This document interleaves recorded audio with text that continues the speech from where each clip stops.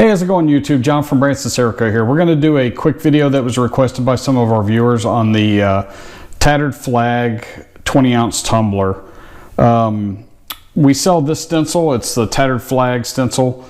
You'll see this in a couple other shops, but you know, we use it here in the shop for primarily for the tumblers.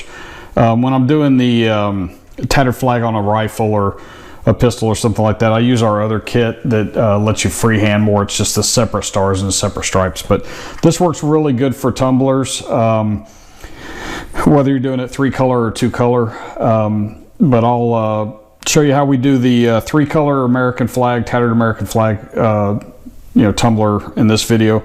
There are a couple of tricks to this that makes it a lot easier, and I'll go over those. So I've already sanded this, degreased it, sanded it, and laid on our hidden white, which is going to be our base coat.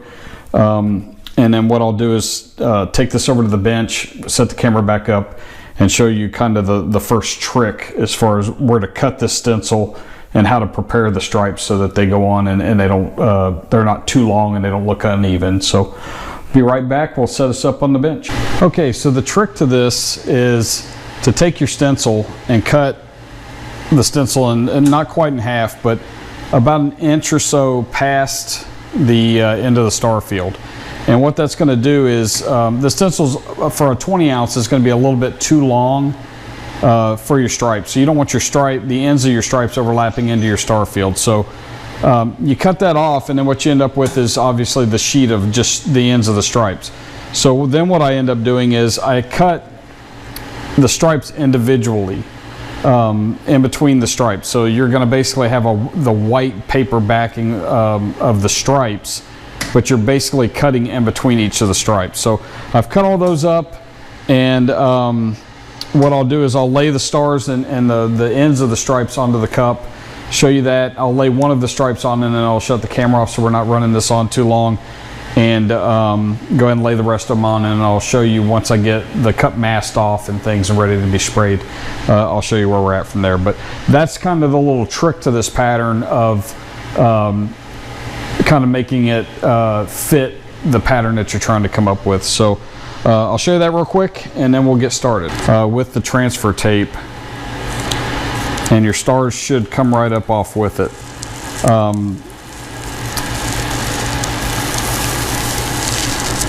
And then take your cup, it doesn't matter where. I generally try to stay away from the logo on the cup for this part of it, just because it gives you more surface without interfering with that. So I'll lay this top of the stencil on way up at the top by where the masking tape that we use for the cup when it's going through sandblast is. And then just roll that out on the cup.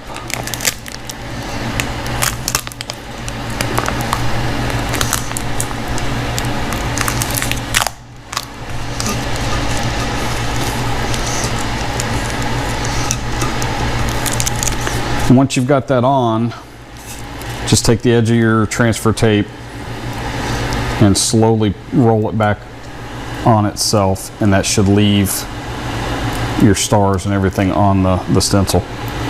What you may end up with, because it's been cut, is the stripes may start to kind of ripple. That's not a big deal. The main reason why you need the transfer tape at this point is just to get your stars where they need to be.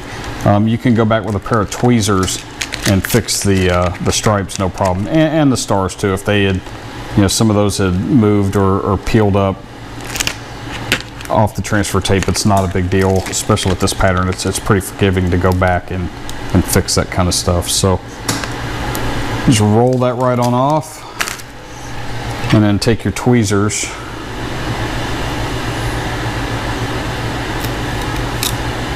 and fix anything that needs to be fixed. And you'll see down here at the bottom, the stripe is kind of rolled off of the mug. Just pull that back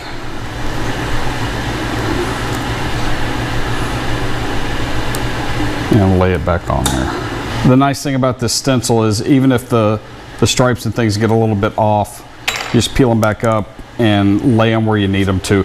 With it being a tattered flag stencil with the stripes and things, even if you get a little bit of ripple in the flag and in the stripes, it's really not a big deal because it's supposed to be a little bit messed up and a little bit worn. So then what I do is, let's take this top stripe and kind of hand measure out how far you need to go to get it to end before your star field. So lay it on where you need it and then lay backwards. Give yourself about 1/4 of an inch and then cut it. And then what I do is peel it off and then go ahead and peel it off the transfer tape. And what that does is just allows you a little more freedom to maneuver it around where you need it to. So just gently peel that off and it should keep you from tearing it.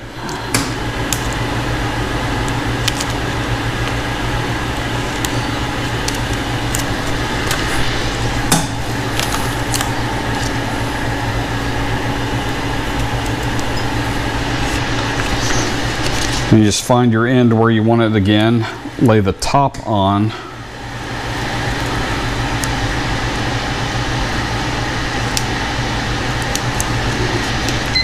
and then backtrack it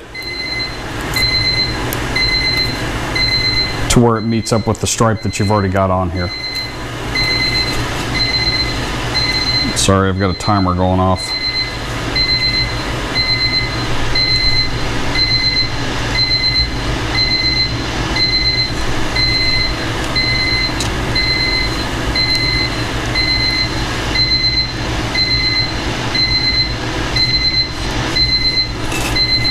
But then you basically just line up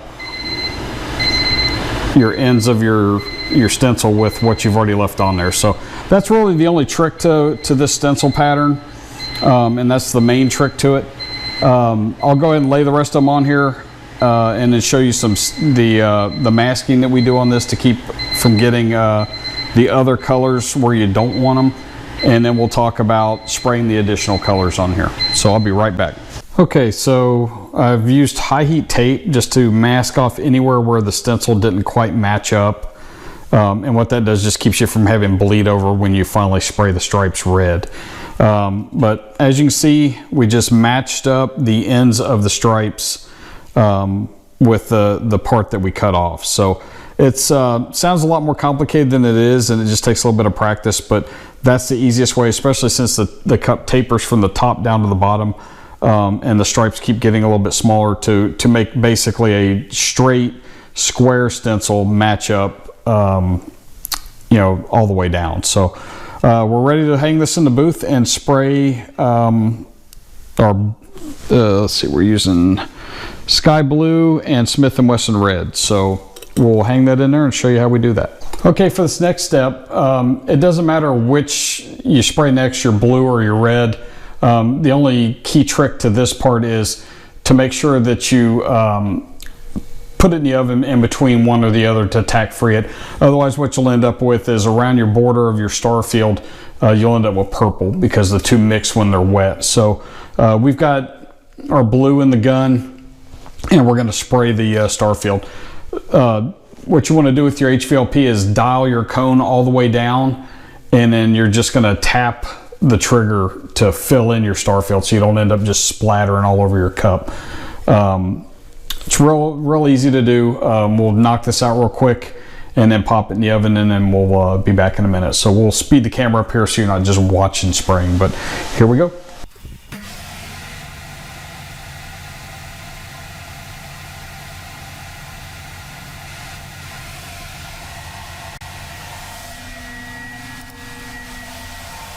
Okay, so we've got a red mixed up and put in the gun, and the really only thing you need to remember when you're doing this part of it is because you have blue on the top part of the mug or the tumbler, you want to kind of aim your HVLP down when you're going around the perimeter of the blue.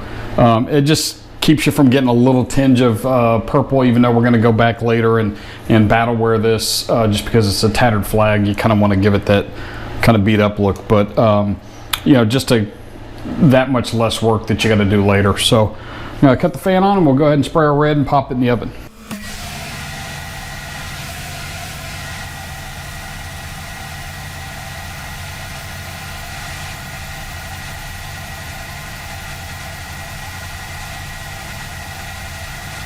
All right, so our cup's done with the 8-minute tack-free bake on the red, and we've peeled the stencils off. So this is what we've ended up with, and you can see there's an awful lot of white left on there.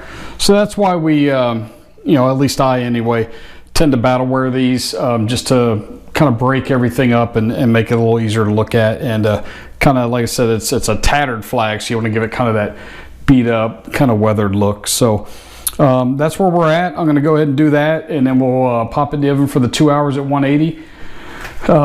And I'll clear cut it after that, and then we'll put some pictures at the end of the video for you. Thank you very much for watching. Please subscribe, like, comment, and share.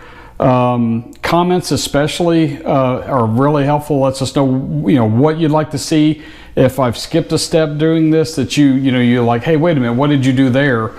And I didn't explain it, or we cut it out of the video, and you need to know something, I'll cover it in the comments, or we'll do another video covering specifically that part that you want to see. So you know, if you don't comment and you're not communicating, then I don't know what you want to see. So don't forget to come see us at our store, BransonCerakote.com, for all your stencil needs. So thanks for watching.